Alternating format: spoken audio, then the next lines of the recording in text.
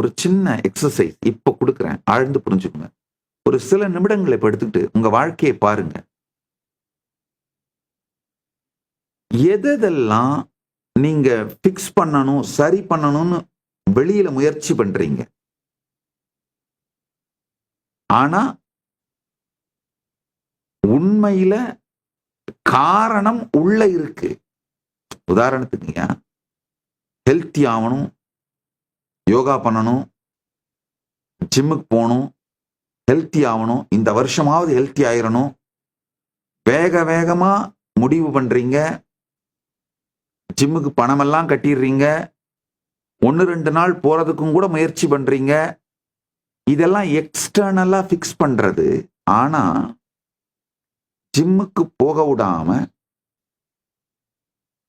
தூக்கத்தையோ அல்லது சோர்வையோ பயத்தையோ எதையோ ஒண்ணுத்த உங்க மேல போர்வை மாதிரி போத்தி உங்க வாழ்க்கையை கண்ட்ரோல் பண்றது உள்ள நடக்குது. அதை பிக்ஸ் பண்ணாம நீங்க வெளியில எத்தனை ஜிம்முக்கு பணம் கட்டி ஷூ வாங்கி அந்த ஜிம்ல போட்டுக்கிற ட்ரெஸ் அத்தனையும் வாங்கி சகலத்தையும் ரெடி பண்ணாலும் அங்க போயும் அங்க ஜிம் பண்ணிட்டு இருக்கிற பொம்பளைங்களை பார்த்துக்கிட்டு இல்ல வேற யாராவது ஜிம்மை நல்லா ஒர்க் அவுட் பண்றவங்களை பார்த்துட்டு ஆஹா அப்படின்னு பார்த்துட்டு வருவோமே தவிர ஜிம் போவீங்க, ஒர்க் அவுட் பண்ண மாட்டீங்க.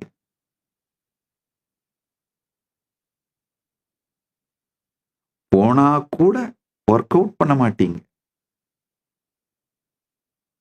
உள்ளுக்குள்ள பிக்ஸ் பண்ணணுங்கய்யா. முதல்ல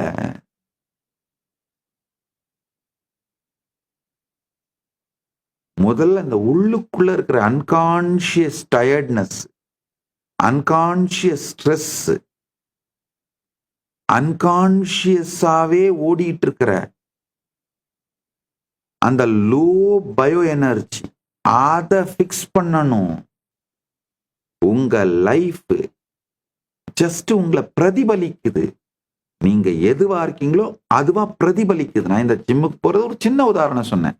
இது எல்லாத்தையும் நீங்க எடுத்து பார்க்கலாம். உங்களுடைய கணவனோட இருக்கிற உறவு, இல்ல மனைவியோட இருக்கிற உறவு, இங்க இல்ல உங்களுடைய ஆபீஸ்ல உங்களுக்கு இருக்கிற உறவுகள், உங்க லைஃப் ஸ்டைல்,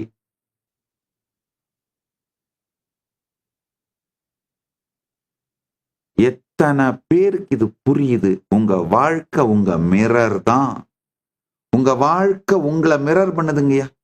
நீங்க எப்படி இருக்கீங்களோ அதை அப்படியே உங்க வாழ்க்கை பிரதிபலிச்சு காட்டுது. எத்தனை பேருக்கு புரியுதோ ஒரு கமெண்ட்டை போடுங்க. யாருக்கெல்லாம் இது புரியணும்னு நினைக்கிறீங்களோ ஒரு ஷேர் பண்ணி விடுங்க.